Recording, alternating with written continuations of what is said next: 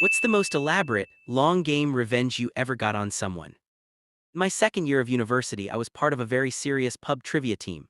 We were good, consistently placing in the top three. Then Greg joined. He was smart, but he was also an arrogant jerk with a fragile ego.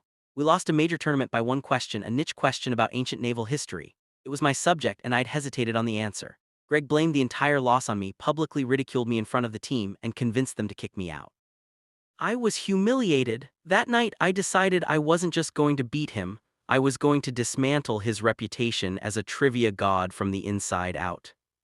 I created a fake online persona, a trivia blogger who called himself the Oracle. I spent the next 8 months building a mythology around this character. I started a blog, The Trivia Oracle, dedicated to incredibly deep analysis of the specific trivia company that ran our league.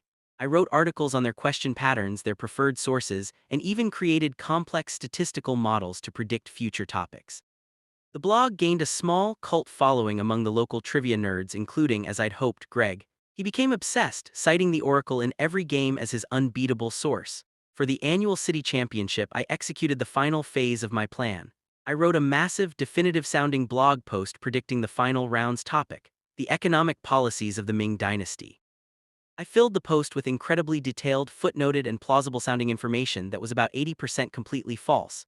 I knew Greg's ego wouldn't let him do his own research, he would just memorize my post. I started my own team with other rejects and we spent our time studying the actual Ming Dynasty. We made it to the final round against Greg's team. When the host announced the topic, I saw Greg smirk at me from across the room. We watched as his team confidently scribbled down all the wrong answers I had invented for them.